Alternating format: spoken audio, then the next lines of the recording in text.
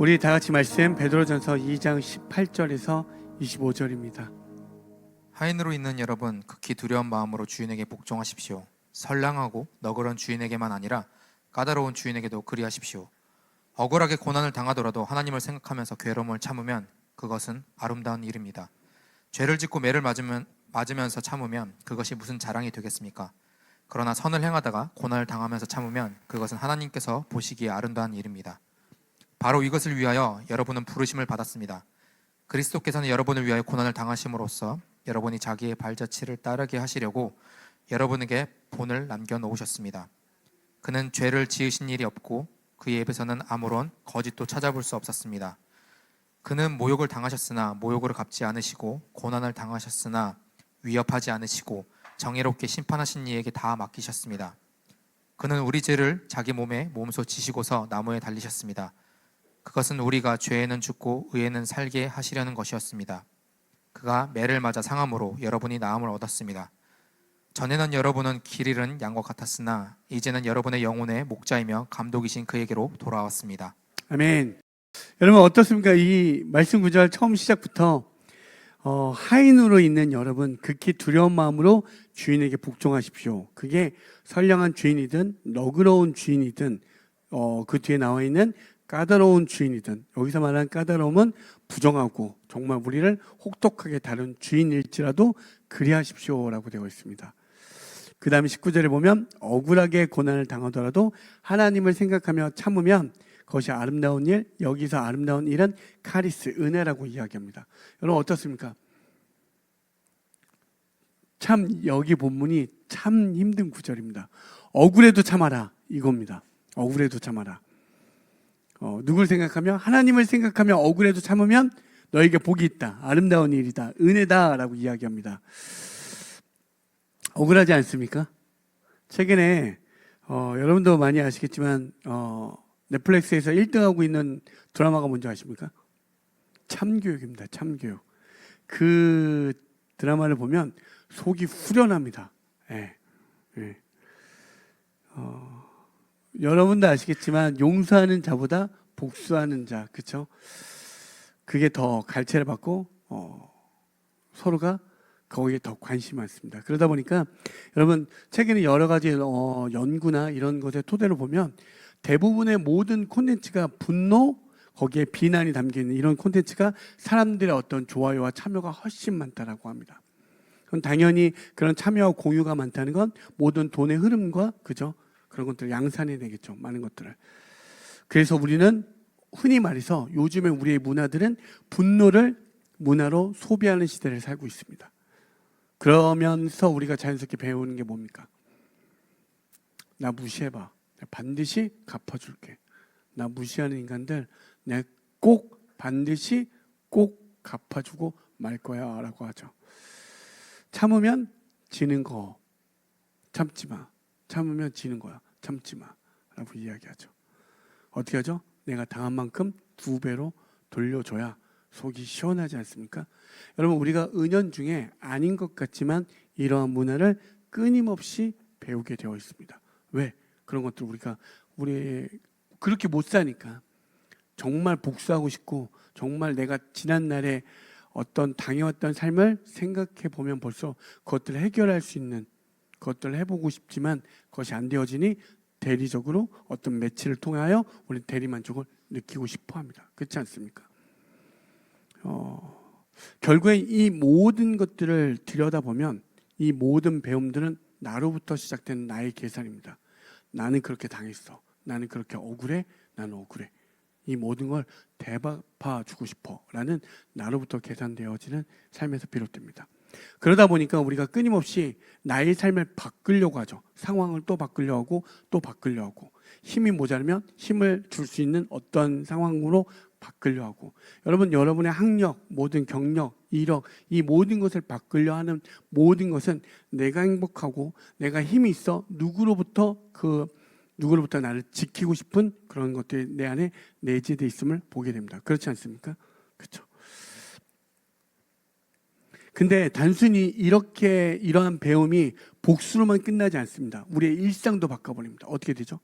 가만 생각해 보십시오. 조금만 기분 나빠도 우리는 어떻게 하죠? 관계를 사이가 좋았어요. 그죠? 한 10년 알고 지냈는데 나한테 불편한 말을 딱 한마디 해요. 바로 어떻게 하죠? 바로 끊었는지 안 끊었는지 내일 바로 확인합니다. 그죠? 관계를 끊어버립니다. 조금만 불편해도. 여러분, 이 모든 분노라는 매개체를 통하여 우리 한번 보십시오. 이게 일상들에게 우리에게 많은 영향을 끼치고 있습니다. 단순히 복수하자고자 하는 걸로 끝나지 않고 나의 삶에도 많이 침투되어 있습니다. 여러분, 조금만 관계가 틀어지면 어떡합니까? 바로 끊어버리지 않습니까? 그렇죠? 그러면 내가 조금 더 이 어떤 공동체에 있을 때, 학교든 회사든 어떤 교회든 어떤 공동체에 내가 조금만 인정을 못 받으면 어떡하죠? 떠납니다. 나를 인정해 줄 수 있는 그 공동체로 다시 떠납니다. 그렇죠? 조금만 상처받아도 이 사람은 나랑 맞지 않는다고 단정져 버립니다. 여러분, 우리가 끊임없이 생각해 보십시오. 사랑하는 법을 배우기보다 어떻게 하죠? 포기하는 법, 정리하는 법을 더 많이 배우고 있습니다. 그렇지 않습니까? 끊임없이 사랑하라고 어릴 때부터 그렇게 용서하고 배려하고 그렇게 우리가 수없이 배우지만, 여러분, 참으로 제가 생각해 봤는데, 여러분 매체를 보십시오. 모든 영상을 보면 신기하게도 우리나라뿐만 아니라 외국에도 똑같이 왕따 문화가 있습니다. 단 한 번도 선생님들이 왕따 문화를 가르치거나 부모도 왕따 문화를 가르치지 아니할 텐데, 전 세계 어딜 가도 왕따를 하는 문화는 어디에도 있다는 사실입니다. 신기하지 않습니까? 가르쳐주지 않는데 인간들은 그렇게 하고 있습니다. 여러분, 제가 왜 우리가 나 자신을 보자고 하는 게 무엇이냐면, 하나님 앞에서 내가 누구인지를 잘 보시면 내가 어떻게 살아가야 될 그 방향을 찾게 됩니다. 혼돈되어지고 어디로 갈지 몰라 참된 그 길로 나아가는 그 예수 그리스도를 붙잡고 나아갈 때 진짜 길이라는 걸 교회를 통해서 발견하자라고 이야기하는 겁니다. 그러면 그 길을 걸어가신 예수님은 어떻게 사셨는지 보면 우리가 살아가는 삶, 우리가 어떻게 이 땅에서 싸워야, 어떠한 방식으로 싸워 나아가야 될지를 그것들을 배워 나갈 수 있습니다. 여러분, 우리는 안 됩니다. 여러분 생각해 보십시오. 여러분 가만히 있다가도 누군가의 말 한마디에 상처받지 않습니까? 여러분, 심지어 아내에게도 상처받고 남편에게도 상처받고 연인에게도 상처받고 조카에게도 상처받고 동생에게도 상처받고 수도 없죠. 여러분, 형제들에게 상처 안 받습니까? 형제들에게 수도 없이 상처받지 않습니까? 가족들에게는요, 수도 없습니다. 지난 날을 생각해 보십시오. 가족의 상처가 여전히 지워지지 않아서 여전히 내 마음에 그걸 마음에 품고 삽니다. 여러분, 상황은 그렇다고 가족을 바꿔버릴 수는 없잖아요. 그렇죠? 상황을, 근데 가만 생각해, 끊임없이 우리의 상황을 바꾸려고 한다니까요. 정작 나는 바꾸지 않고 모든 게 상황과 환경에 있다라고 여기고 그걸 끊임없이 바꾸려 하는 시도가 있습니다.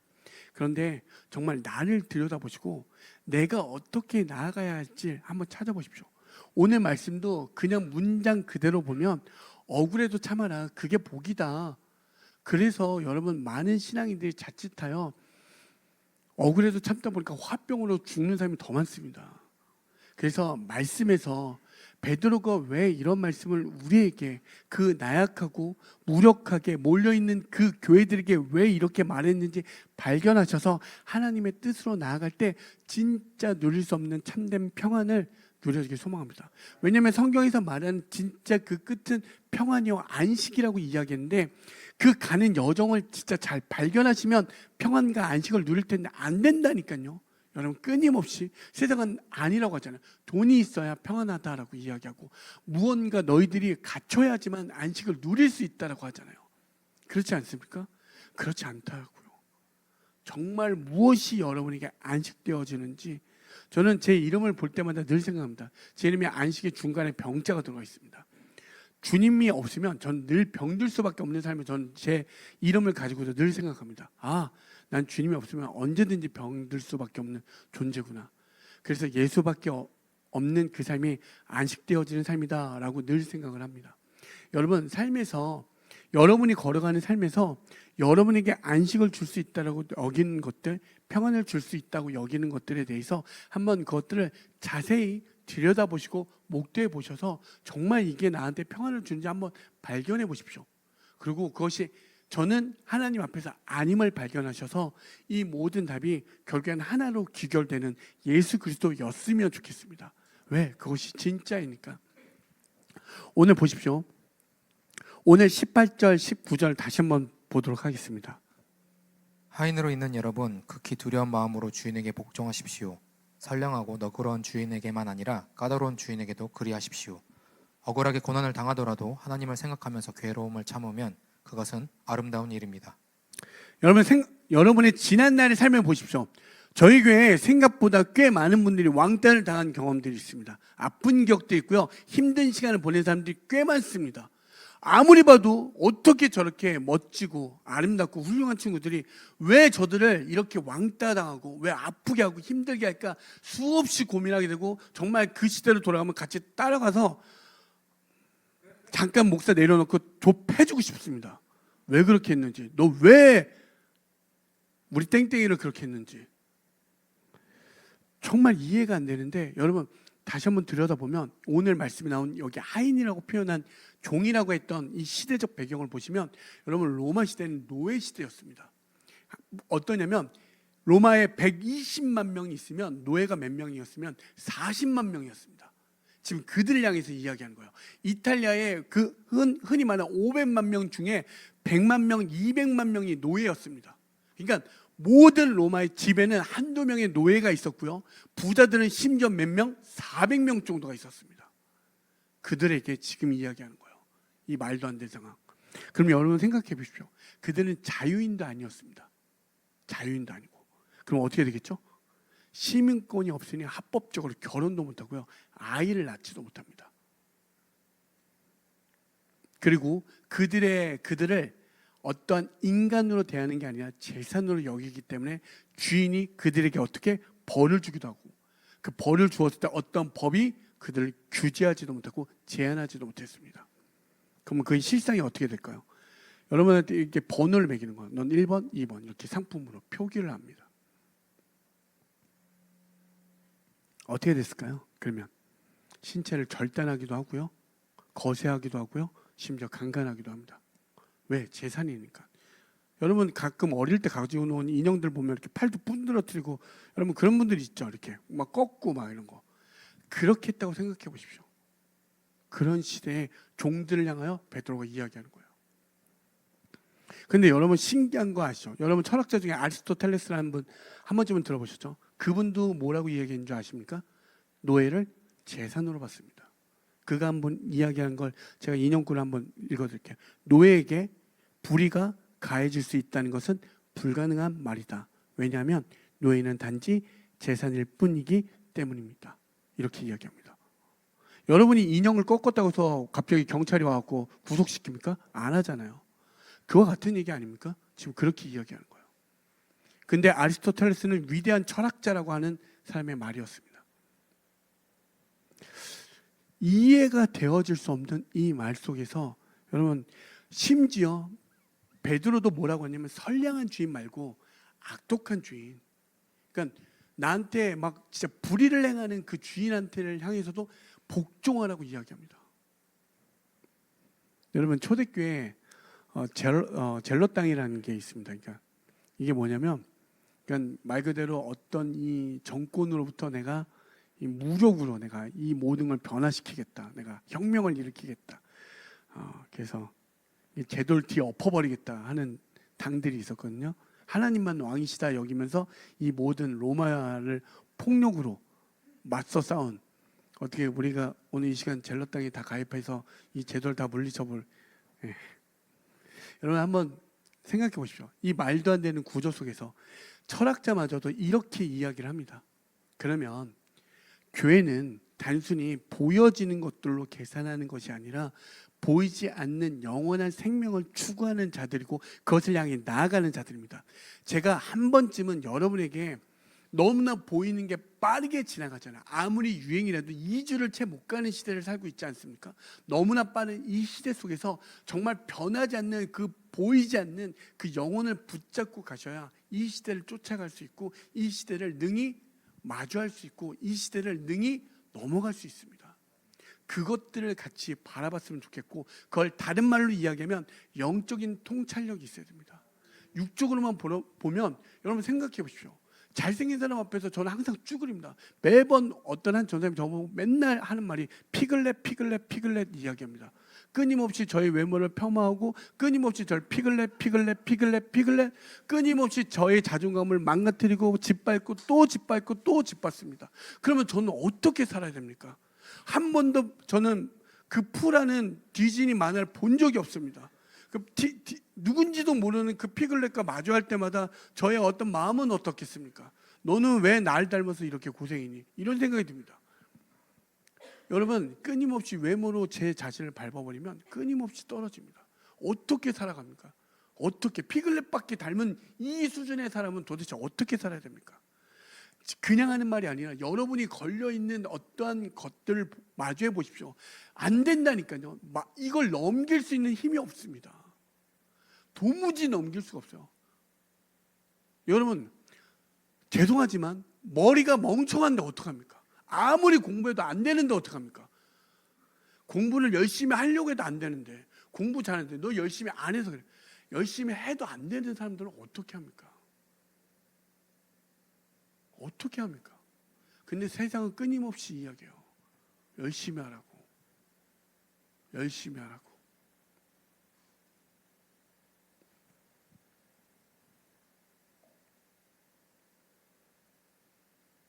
여러분, 제가 베이스 중에 좋아하는 분이 있습니다. 리차드 보나라는 분이 있거든요. 정말 좋아합니다. 정말 베이스를 어떻게 이렇게 치나 싶어요. 그러니까 모든 화성학을 뛰어넘는 수준의 어떤 다른 차원에 있는 사람 같아요. 여러분, 축구를 보십시오. 메시 보면 무슨 생각 듭니까? 와, 축구를 어떻게 저렇게 하나, 막 이런 분도 있죠. 그런 사람들이 그래요. 니네가 열심히 안 해서 그러면 어떻게 할 겁니까? 그냥 평생 그냥 종의 삶을 사는 겁니다. 그분이 팔을 꺾거든, 아, 내가 잘못했습니다, 이래야 됩니다. 여러분, 제가 다시 한번 말씀드리지만 아무리 해도 안 된다니까요. 아무리 해도 뼛속까지 해도 안 되는 영역이 있습니다. 이 보이는 세계에서 어떻게 쫓아갈 겁니까? 진짜 보이지 않는 그 힘을, 그 영적인 세계를 발견하셔서 그 길로 나아가는 은혜가 있길 소망합니다. 여러분 자체가 얼마나 존귀하고 아름다운지 좀 제발 좀 발견하셨으면 좋겠습니다. 그러면 다시 이 문제를 돌이켜와서 이 불이한 사회 구조에서 교회는 어떻게 나아가야 될지를 발견하셨으면 좋겠습니다. 보시면 단순히 개인적 차원에서 억울한 일을 당하면 당연히 그들의 억울함을 풀어줘야 되는 게 맞습니다. 그렇지 않겠습니까? 그리고 억울한 자의 문제를 우리가 그냥 방관하는 게 아니라 같이 함께 그 문제를 어떻게든 잘 해결해주고 그를 위로해주는 게 맞죠. 그런데 지금 베드로가 이야기하는 것보다 다른 차원, 영적인 차원에서 우리가 바라봤으면 좋겠다는 거예요. 무엇을 이야기하는지. 여러분, 정말 사회 구조를 바꾸면 유토피아가 찾아옵니까? 그러니까 우리가 나쁜 어떤 문화들은 바꿔가는 게 맞죠. 그런데 본질적 역사적으로 볼 때 어떤 구조들을 바꾸면 정말 유토피아가 찾아옵니까? 바뀌면? 다들 신기한 게 뭔지 아십니까? 나이가 보니까 옛날이 좋았대요. 그때는 정도 있고 참 좋았대요. 근데 또 그 당시에 어떤 문화들을 보면 이해 안 되는 나쁜 문화들이 많았습니다. 고쳐갔습니다. 그래서 현재를 살아갔습니다. 그러면 어제보다 오늘이 낫다라고 되어져야 되잖아요. 그런데 오늘이 행복하지가 않습니다. 더 우울하대요. 다 마음의 병들이 있어요. 제가 10년 전에 가르쳤던 아이들보다 오늘날 10년 후에 가르친 아이들의 마음은 더 병들어 있습니다. 신기합니다. 더 나아야 되는데, 더 행복해야 되는데 그렇지 않더라니까요. 여러분, 그러면 한번 보십시오. 어떤 더 좋은 세상을 향해서 입법을 바꿨을 때 여러분 어떻게 됩니까? 한쪽은요 기뻐하지만 한쪽은 슬퍼합니다. 신기하게 이 법을 만들었는데, 모두가 행복한 세상을 위해 법을 만들었는데 이 법이 잘못됐다라고 악법이라고 이야기하고 누군 이것이 참되다라고 이야기합니다. 도무지 모두가 인정하는 법이 없습니다. 그래서 다시 한 번만 이 문제, 억울하면 참으라고 하는 게 아니라 영적인 교회들이 이러한 사회 속에서 어떻게 우리가 싸워야 될지, 어떻게 이 세상을 마주해야 될지, 어떻게 나아가야 될지 여러분 그것들을 발견하는 시간이 되었으면 좋겠습니다. 마태복음에 보면 16장 21절부터 23절입니다. 그때부터 예수께서는 자기가 반드시 예루살렘에 올라가야 하며 장로들과 대제사장들과 율법학자에게 많은 고난을 받고 죽임을 당해야 하며 사흘째 되는 날에 살아나야 한다는 것을 제자들에게 밝히기 시작하셨다. 이에 베드로가 예수를 따로 붙들고 주님 안 됩니다. 주님께서 일어나서는 안 됩니다 하고 말하면서 예수께 대들었다. 그러나 예수께서는 돌아서서 베드로에게 말씀하셨다. 사탄아, 내 뒤로 물러가라. 너는 나에게 걸림돌이다. 너는 하나님의 일을 생각하지 않고 사람의 일만 생각하는구나. 여러분 생각해 보십시오. 베드로가 지금 교회를 향해서 이야기할 때 그 전에 베드로는 이러한 경험이 있습니다. 그리스도께서 고난을 당한다라고 이제 제자들에게 이야기하는 거야. 나는 이 세상으로부터 고난을 당하고 죽임을 당할 거야. 그랬더니 베드로가 어떻게 하죠? 이게 무슨 말도 안 되는 소리입니까? 누구야? 이렇게 되는 거죠. 말도 안 되는 소리 하지 마십시오. 어떻게 이럽니까? 주님 안 됩니다. 절대 이런 일. 왜? 죄를 짓지도 않았는데 아무런 잘못한 게 없고 오히려 사람들을 살리고 정말 그들 위해 주셨는데 어떻게 안 됩니다 라고 얘기했더니 예수님 뭐라고 하죠? 사탄아 물러가라 이렇게 이야기하죠. 네. 여러분 제가 왜 이야기를 하냐면 베드로는 예수님의 고난을 이해하지 못했습니다. 그렇죠? 어느 누구도 이걸 이해할 수 있는 사람이 없습니다. 죄를 짓지 않았고 잘못한 게 없는데 그런데 그 그리스도의 고난과 죽음과 부활하신 예수를 만난 다음에 베드로가 했던 말이 지금 그 앞에 16절에 뭐라고 이야기하냐면 이렇게 이야기해요. 여러분은 자유인으로 사십시오. 그러나 그 자유를 악을 행하는 구실로 쓰지 말고 하나님의 종으로 사십시오. 이렇게 이야기합니다. 그냥 16절부터 봤을 때는 이 말이 별거 아니지만 18절에 그 종의 개념이 어떤지를 알고 그들의 실체를 알고 보았을 때 이 16절의 말은 엄청난 의미가 있습니다. 여러분 그렇게 어려움과 힘듦 속에 있음에도 아니야. 너희들은 그리스도의 고난을 경험한 그 목도한 내 예수의 부활을 보았더니 이 땅에 있는 잠시 잠깐의 종의 삶은 너희들은 그러한 삶이 아니야. 너희들이 현재 규정되어 있는 때로는 억울하고 힘든 이 삶으로 규정될 수 있는 삶이 아니야. 어떠한 삶? 하나님의 은혜, 그분의 죽으심과 그분의 피로 말미암아 세워진 아름다운 존재라고 이야기하는 거예요. 그렇게 이야기하는 거예요.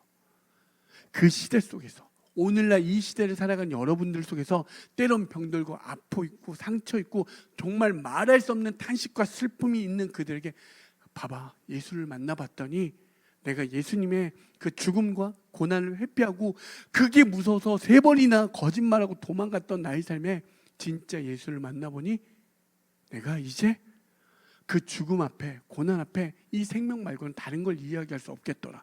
그렇게 이야기하는 거예요. 그분이 와서 우리에게 이야기하는 거야. 누구야? 너가 힘들었지. 너 아팠지. 너 괴로웠지. 알아. 나도 그 문제 앞에서 3번이나 도망갔었어. 그런데 진짜 예수를 만나보니까 아니더라. 너는 아름다운 자들이야. 정말 존귀한 자들이야.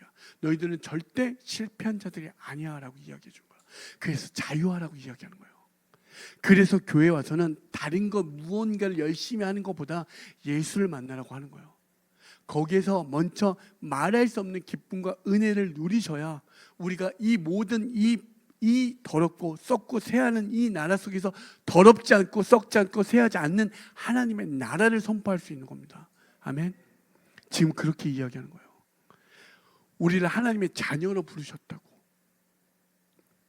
그 긍휼과 은혜를 입은 자들에게 죽어있던 나의 삶에 아무리 해도 그 종의 삶에서 벗어날 수 없었던 삶에 살아있는 소망을 갖게 하신 거예요. 아니구나. 진짜 소망은 다른 것이 아니라 주인의 말을 잘 들어서 오늘을 잘 먹고 잘 사는 게 아니라 정말 그 보이지 않는 하나님의 나라가 있구나. 그걸 살아있는 소망을 우리 가운데 품게 하신 거예요. 그것을 이야기하는 겁니다. 그리고 주님이 오신 그날 그 영광과 그 기쁨을 누릴 수 있다고. 그리고 너희를 칭찬하겠다라고 이야기하는 거예요. 여러분 한번 다시 한번 이 세상을 들여다보십시다. 우리가 한번 이 세상을 조금만 더 들여다봅시다. 어떠한 법적 분쟁이 있다라고 생각해 보십시오. 그런데 A그룹과 B그룹이 있는데 이 법적 문제에서 더 비싼 로펌을 구하냐에 따라 더 비싸고 잘 나가는 그 로펌의 변호사를 선임해야 그 죄 형벌이 높기도 하고 낮아지기도 합니다. 그리고요, 때로는 있었던 죄마저도 없어지기도 합니다. 여러분, 이게 과연 합리적이고 옳고 논리적입니까? 단순히 우리가 그런 문제에 놓이지 않고 그런 일을 갈 일이 없으니 나와 상관없다 생각하지만 조금 더 다른 차원에서 여러분의 삶을 살다가 뜻하지 않는 법적 문제에 놓여 있을 때 그 법적 분쟁이 잘 나가는 비싼 변호사를 샀을 때 그게 다른 성경적으로 얘기하면 그게 외모를 취하는 겁니다. 그렇게 했을 때 내 죄가 형량되어지고 깎여지고 오히려 나는 죄가 없고 그 상대방이 죄가 있다라고 바뀌어지는 이런 시대, 이게 과연 옳은 세상입니까? 그렇지 않잖아요. 이게 자본주의의 어두운 현실 아닙니까? 자본주의에 돈 때문에 사람을 낳지 합니다. 돈 때문에. 이게 맞습니까?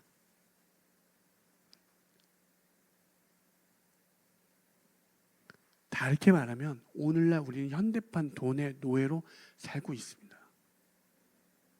그 돈 때문에 여러분은 어떻습니까? 자기의 자존심, 자기의 양심, 자기의 모든 그동안 진리라고 여겼던 것마저도 돈 앞에서 깡그리 무너뜨리지 않습니까?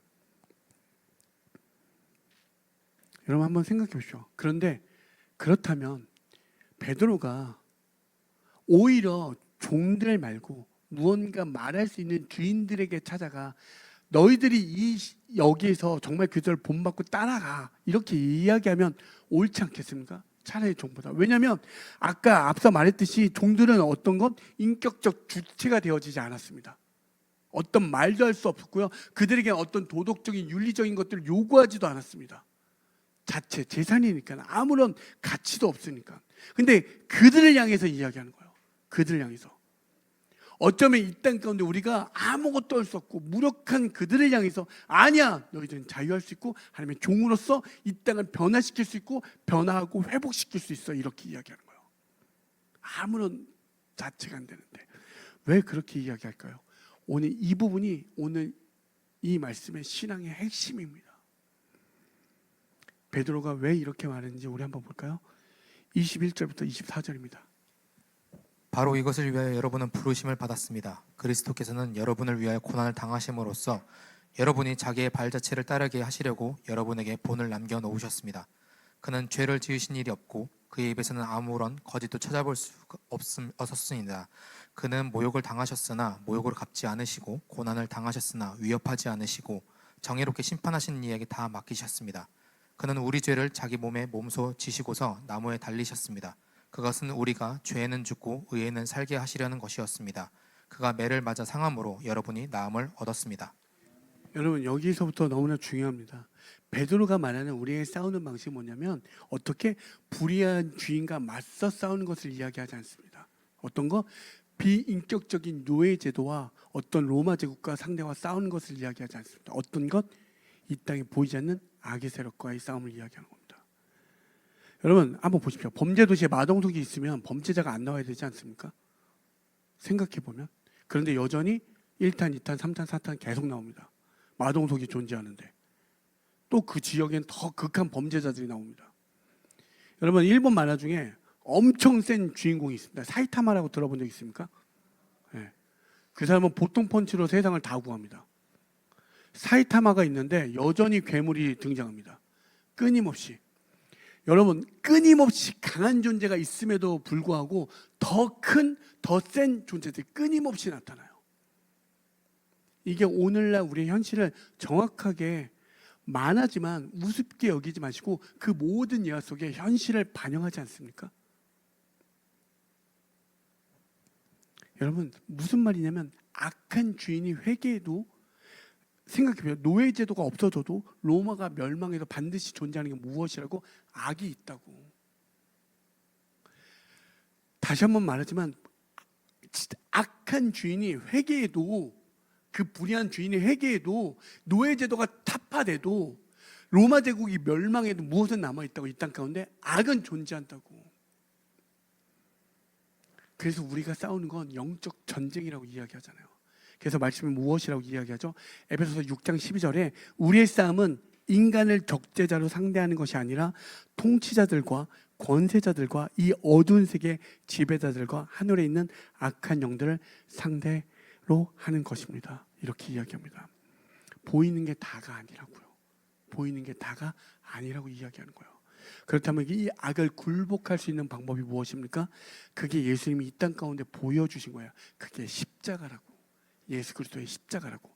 예수님은 이 땅에 오셔서 도대체 누구에게 잘못을 한 게 있습니까?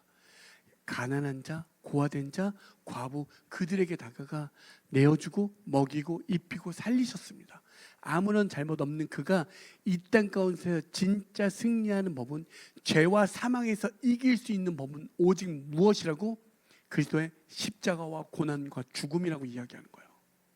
그것만이 진짜 이 땅 가운데 승리할 수 있다라고 교회들에게 이야기해 주는 거예요.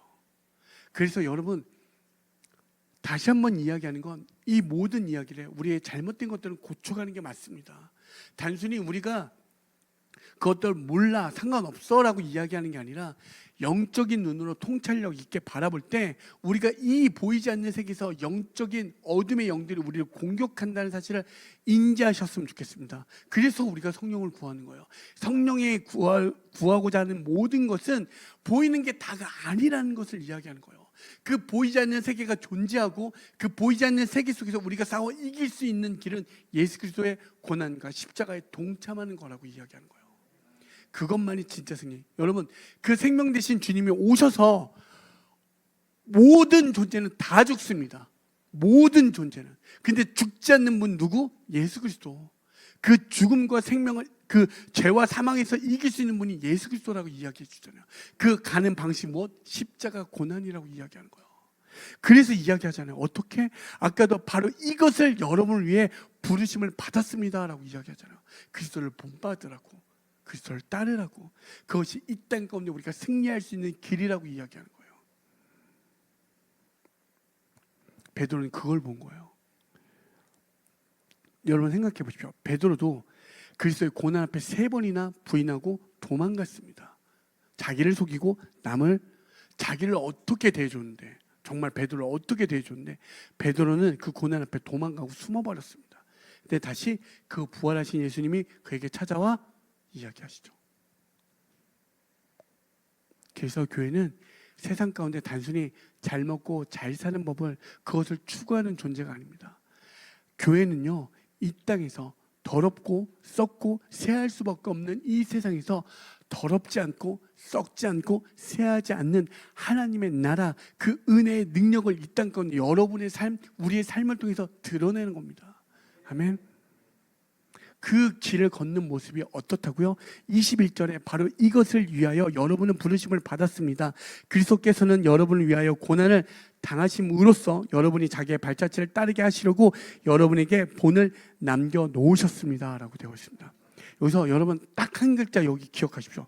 본 시리즈도 영화 중에 있는데 이 본이라는 단어를 꼭 기억하십시오. 이 본이라는 단어가 뭐냐면, 어린아이들이 어릴 때 글자 배울 때 보면 그렇게 약간 점선이나 이렇게 해서 글을 따라 이렇게 그리죠. 가나다라 이렇게 막 하죠. 그렇게 배우는 것처럼 철자 공부할 때 글자 그다 하나하나 그대로 쓸 수 있도록 만든 교본, 그 뜻이 바로 여기에 본입니다. 하나하나 다 따라가라고 그걸 이야기하는 거예요. 그게 본입니다. 다시 한번 말하지만 이 땅 가운데 여러분에게 그리스도의 고난에 동참하십시오. 너무나 아픈 이야기라고 느껴집니다. 참 이런 말씀을 전하기가 힘들 때가 있습니다. 왜? 그들의 삶을 제가 개인적으로 아는 이들은 지난날의 삶이 얼마나 억울하고 아프고 힘든 이들이 있잖아요. 그들에게 그리스도의 고난에 같이 동참해보자 라고 할 때 2번 죽이는 것 같은 마음이 무거움이 있습니다. 그런데 그래서 제가 여러분에게 이 교회와 우리가 모여서 기도하고 찬양하고 여러분에게 기도하고 말씀 보라고 하는 건 무엇이냐면, 그 생명 되신 예수만이 죄와 사망에서 이기신 분임을 발견하셔서 말할 수 없는 그 어떤 것도 나를 주장할 수 없는 그 은혜를 누리셔서 이게 아름답구나, 그 아름다운 이 땅의 잠시 잠깐의 모습은 더럽고 썩고 새하는 이 세상 속에서 진짜 더럽지 않고 썩지 않고 새하지 않는 그 하나님의 나라를 우리가 같이 선포하며 나아가자라고 이야기하는 거예요. 근데 그 모습이 예수를 닮아가는 삶이고, 그 닮아가는 삶은 무엇입니까? 그 고난에 동참하는 거예요. 여러분 생각해 보십시오. 우리가 참 신기한 게 무엇이냐면, 예수 그리스도의 고난과 죽으심이 나를 위했다는 건 참 은혜고 좋습니다. 그렇죠? 좋지 않습니까? 그런데 그 고난과 죽으심의 그 십자가를 동시에 내가 따라가야 하는 길이라고 하면 갑자기 주저되지 않습니까? 난 못해요 주님, 이렇게 되잖아요. 제가 여러분에게 그래서 억지로 따라가라고 해도 따라갈 수가 없습니다. 그래서 그리스도의 은혜를 누리십시오. 그 평강과 말할 수 없는 그 예수를 좀 더 알아가시면, 지난날에 내 억울했던 상처났던, 여러분 상처가 나잖아요. 상처는 그 순간 덮어질지 몰라도 이 패인 자국은 여전히 남아 있습니다. 어떻게 그게 지워집니까? 안 지워져요.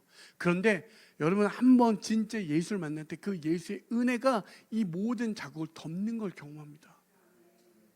과거가 나를 주장하지 못하는 걸 경험한다니까요. 과거라는 건 그 상처, 아픔이 끊임없이 날 공격하지 않습니까? 여러분이 이 과거의 상처를 넘어갈 수 있도록 힘을 찾아가잖아요. 나를 증명할 수 있는 자리로 찾아가잖아요. 그런데 그게 안 되면 어떻게 되어집니까? 더 크게 패이지 않습니까?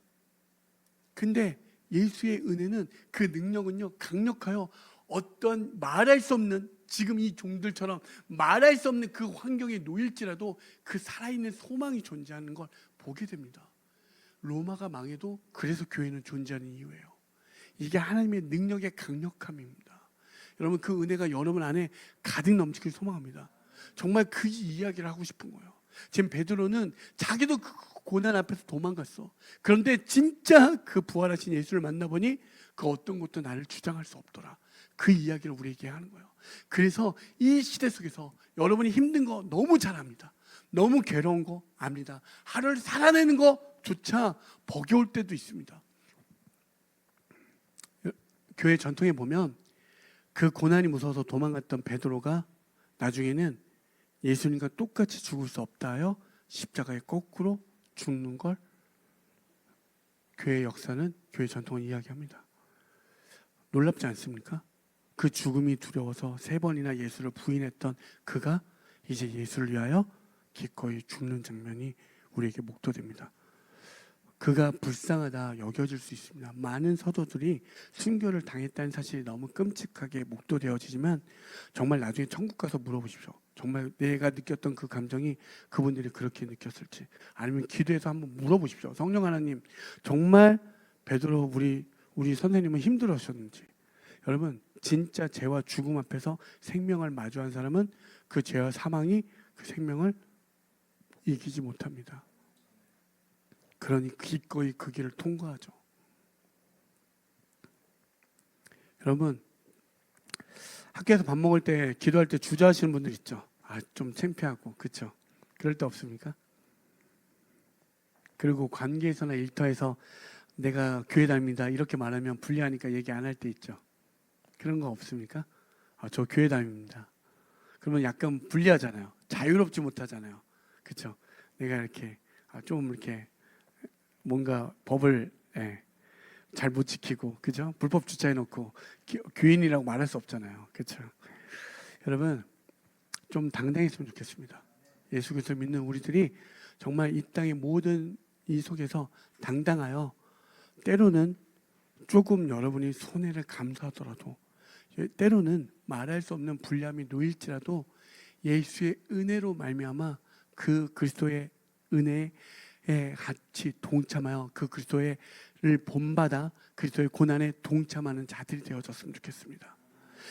이 땅에 보이는 세계에서 보이지 않는 그 하나님의 질서를 쫓아가는 정말 참된 예배자들, 성도들, 신자들 되어서 정말 교회가 이 땅의 답이 됐으면 좋겠습니다.